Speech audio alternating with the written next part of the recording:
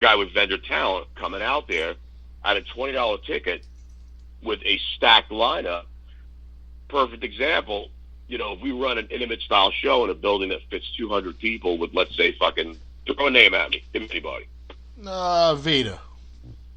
Well, Vader, I'd choose a bigger building, but I'll give me okay, let's say Twisted Sisters in fucking Savio Vega or something. Okay. Something else, So how can I justify a $20 ticket when this motherfucker's got 75,000 people on the show at $20 and the touch of Sportsplex? Yeah. It doesn't just affect me. It affects every company that runs in a 30-mile radius, from Pro Wrestling Magic to UWA to WrestlePro. It affects everybody. Right. And the House of Hardcore runs there occasionally, too. That's true with Tommy. Tommy being up there with House of Hardcore. So it's like, I think it's a real... What he's doing is undercutting the market. Right. So he's pretty much going, we'll sell volume at $20. Like, I'm surprised he didn't go down to $15. Maybe it's, well, I guess it said all tickets $20. I mean, to me, I think that's, every front row $20, general admission $20. I just, I don't know. And I know Tommy's ticket, when House of Hardcore was there, the tickets were more expensive, and they had, a pretty loaded show. But it just, I look at it as, by the time September hits, it's a fucking war zone. Now, is this going to force other promoters to load their card in the Metuchen area, or are they just going to wind up moving? I think that's what he would like to happen. I think he would like to see, SWF not there, Pro Wrestling Magic not there, UWA not there. I think he'd like to see, WrestlePro not there. I think he'd like to see everybody not there. And I think he just wants to dominate the market. I'm not going to go fucking anywhere. We're just going to have to find creative ways and be the anti-venom to this prick, because I know what he's, in the sense, I've done enough business with him to know, and I haven't made all the right decisions in my life and in the business, and I'm the first to admit that.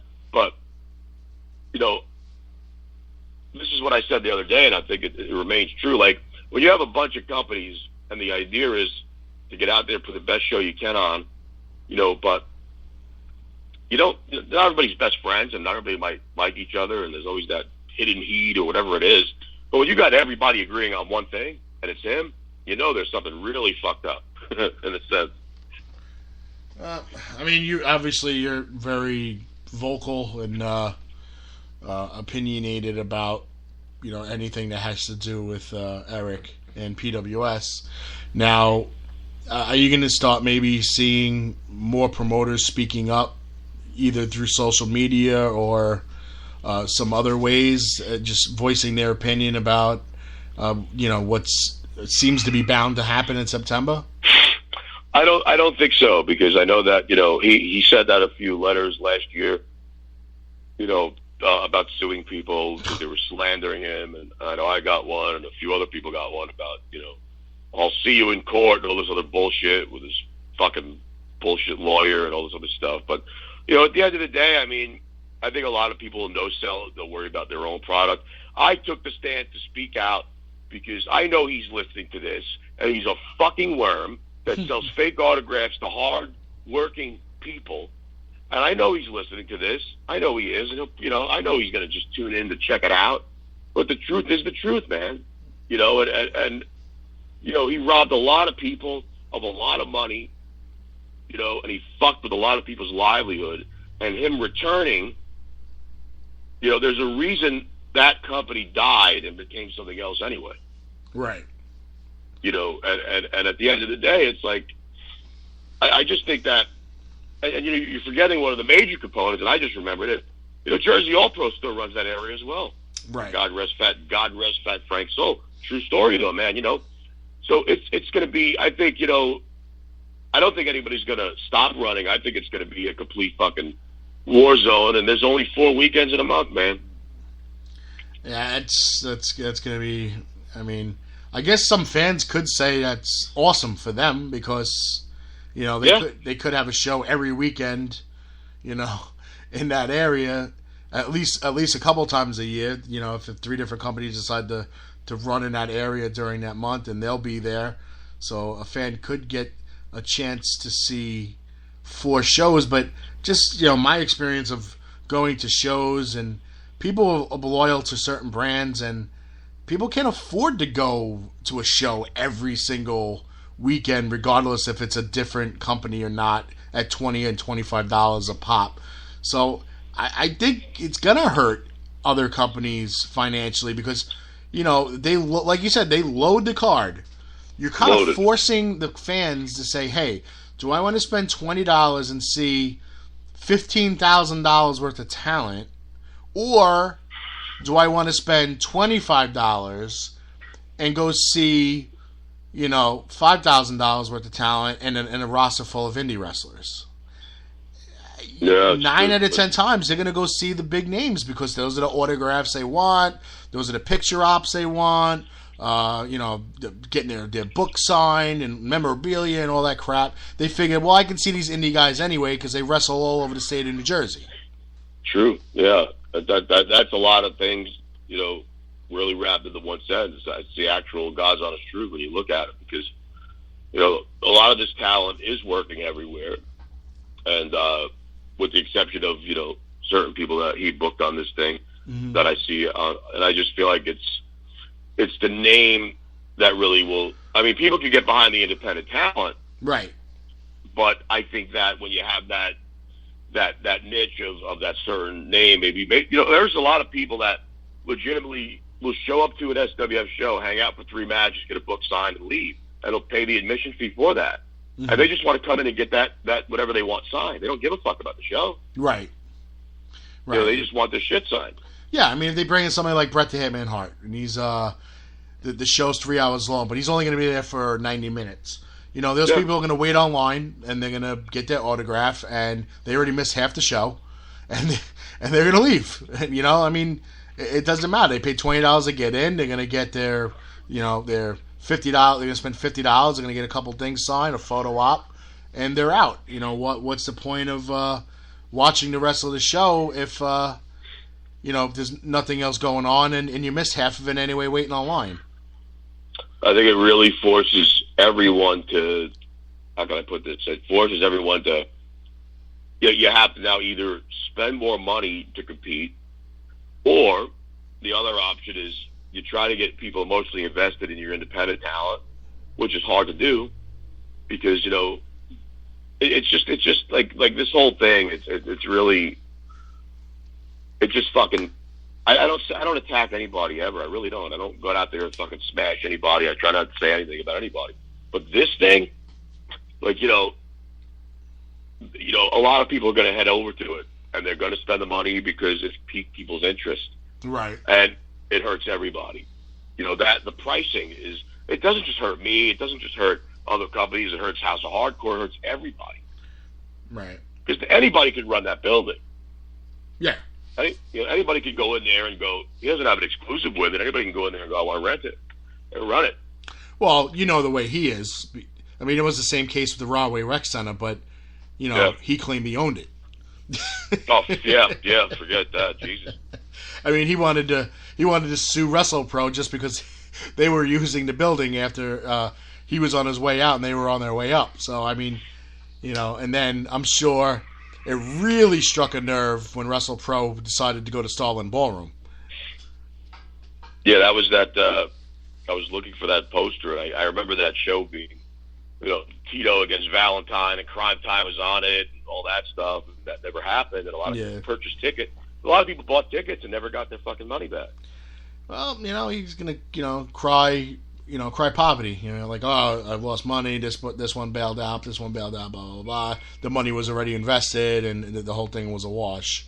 With any kind of good math skills, you can make that go away. So, what can you do as a fan? You're screwed. So you just kiss your $20 away or whatever they spent. Then there was that other shit with the fucking Godzilla monsters, whatever the fuck that is. I don't know anything about that. When he was running Starland, and half the show had fucking these fucking guys in costumes dressed like monsters, fucking wrestling each other. It's the strangest thing I've ever seen in my life. In Starland, he did that. Oh my God! That big battle shit, Kaiju Big Battle or something it's called. I don't know. It must have been it was like Japanese shit. Some weird fucking animals or whatever the fuck it is wrestling. It is the strangest fucking thing, and that was 4 hours of the show. Oh God! And then he had that first Starland show that he did with the NWO and Starland and boxer shorts and fucking super photograph opportunities that nobody ever got. That nobody ever showed up for. I mean, none of the talent showed up. Yeah, it was a very strange thing. I remember. I remember seeing there was a picture that went around that someone photoshopped all the talent that was supposed to be there, and they photoshopped himself in it and said best photo op ever. Yeah, but I think it's going to be more like he's gonna try to really make it seem smooth, and you'll have this guy, you know, what the fuck's his name? I don't even know this fucking hammer's name. Frank. You know, Frank. Well, and there's supposedly a Larry too.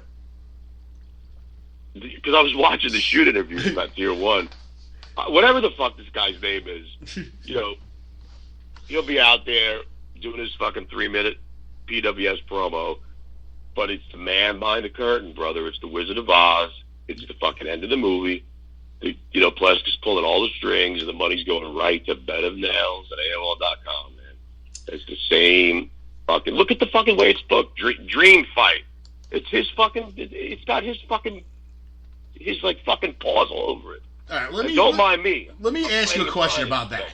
I got to ask you a question about that match, which I've nicknamed the Aluminum Foil Man match. Oh, Christ. How the hell are you going to have Bad Heart fighting Bad Hip and think you're going to get a good match out of this?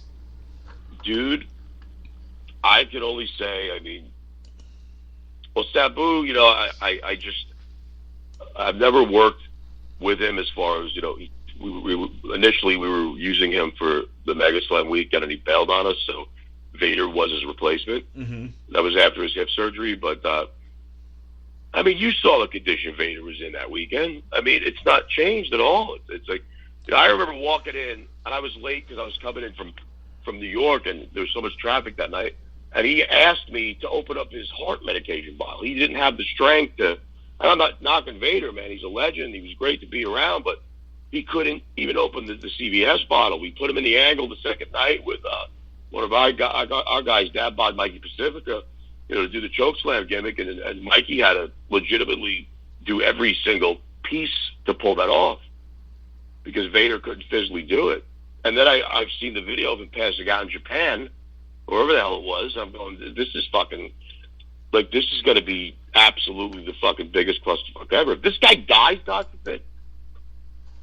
Like, you know, and like, this is like, you know, and Sibs took a lot of heat, and I fucking yelled at him too for, the threat of death brings money and all that shit with Vader, but, I mean, this guy's legitimately sick. It's a fucking shoot. Yeah.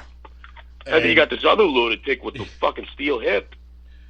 Oh, he's got his own issues.